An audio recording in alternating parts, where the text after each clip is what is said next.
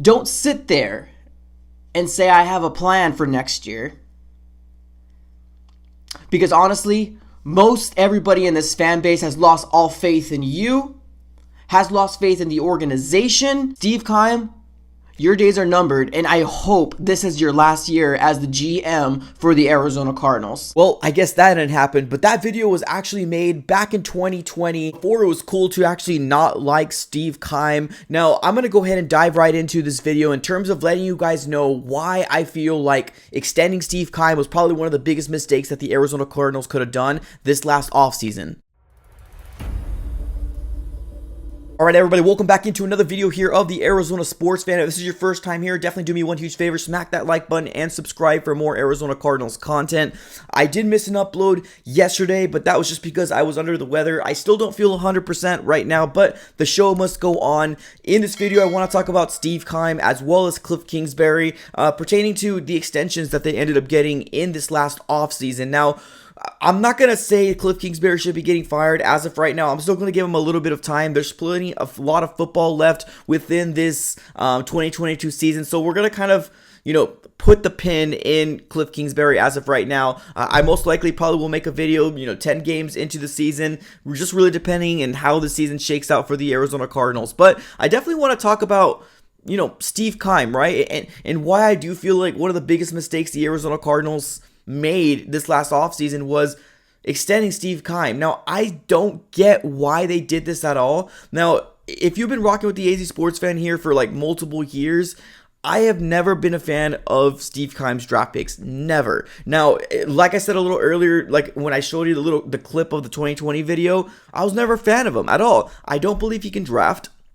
His free agency pickups are not that great. And when they're like a big signing, a lot of times they don't really pan out for the Arizona Cardinals at all. Now, the good thing that Steve Keim does have is that he can really make some really good trades, right? Like, that's the best thing that Steve Keim can do, but we can't hold our hope to build a team from doing these big trades. We need to build from the draft, and free agency is supposed to be getting those 1 or 2 or 3 different pickups to add those pieces that we weren't able to fulfill in the draft. But the draft is where we're supposed to be able to basically build a team, and Steve Keim cannot do it at all. Now, let's take a look in the last 3 years, 2020, 2021, and 2022. These years' draft picks. Now, let me be honest here real quick, right? Let's go back into 2020 real quick. Isaiah Simmons, when he got drafted, I was excited. But who I really wanted was CeeDee Lamb because of the connection of Kyler Murray and CeeDee Lamb. That's who I really wanted. But, I was excited about Isaiah Simmons.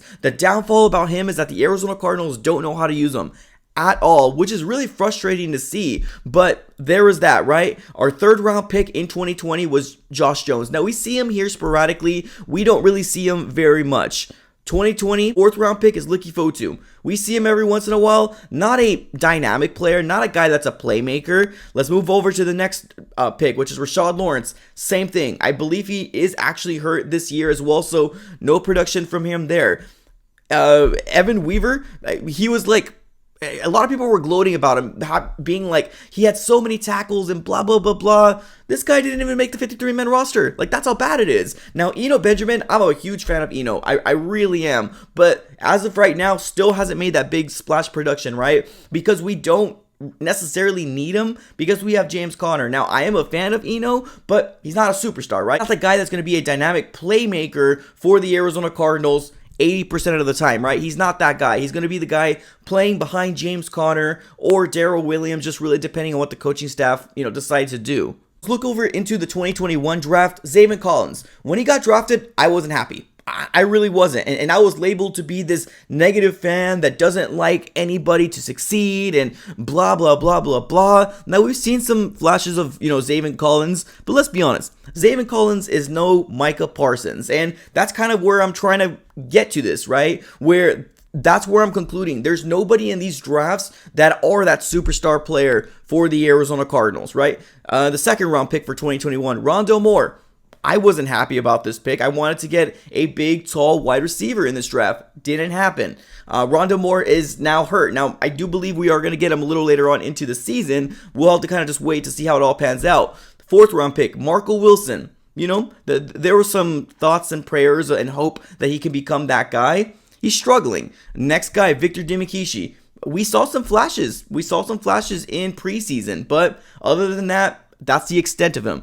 Tay Gowan ends up getting traded. James Wiggins doesn't make the 53-man roster. Michael Manette, I don't know. Looking over to the 2022 season, Trey McBride, where is he? The third round, Cameron Thomas. Another third round, Majay Sanders. Sixth round, Keontae Ingram. Another sixth round, L. Smith. Seventh round, Christian Matthews. Another seventh round, Jesse Luketa. And then another seventh round, Marquise Hayes. Where are these players? None of these players are giving any production to this Arizona Cardinal team. And that's 3 years, ladies and gentlemen. That's 3 years that this GM has put this draft roster together, and nothing has shaken out for this Arizona Cardinal team at all. And if I could at least get one superstar out of this, out of this list, I would be a little happy, right? There would be a little light at the end of the tunnel, but none of these guys had panned out. Now, is this their fault? No, it probably isn't their fault, right? The NFL is based off opportunity. It's based off of, situational things. Like if somebody got hurt, right? Let's say, for example, Zach Ertz and Max Williams. If one of them got hurt, Trey McBride would probably be, moving on over into that spot. Now, if he doesn't do anything with this opportunity, whenever they come back, they're going to take his spot right back. But what's going on, right? These draft picks have not done anything for this Arizona Cardinal team, and that's a direct reflection of this front office and Steve Keim. Nothing has been done about this, and this has been happening for several years. These last 3 years is only the tip of the iceberg. Do a little research yourself. Steve Keim has not done anything for this Arizona Cardinal team to succeed, a sustainability organization at all. We are trying to get by from trades here and there, big time trades that people start to fall in love with Steve Keim again. But in the grand scheme of things, you need to build from the draft. And none of these players have been productive enough to say they're a great player for the Arizona Cardinals. Yes, and another thing that I want to mention is that now that Steve Keim has gotten this extension, he almost feels complacent, like he doesn't have to do anything because his contract is already secured. And that right there is absolutely bogus to me, in my personal opinion. Your job as the GM is to bring players in to make our team better.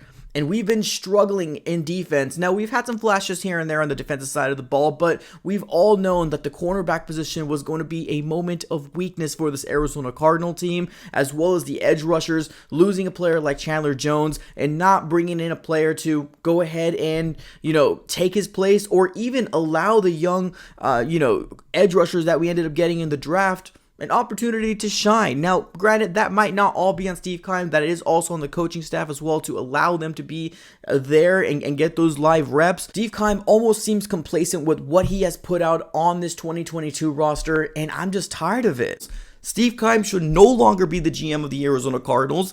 That's my take in this whole situation. If this season does go south, I would love Michael Bidwell to take a look at that extension, rip it up, and say, you are gone, we are starting over with Kyler Murray, see how we're going to be able to build this organization again. Let me know if you guys agree with this whole situation, that Steve Keim should no longer be the GM of the Arizona Cardinals. Put everything in the comments below, everybody. As always, like, comment, and subscribe. Appreciate you guys for tuning in. Have a great rest of your day, and go Cards.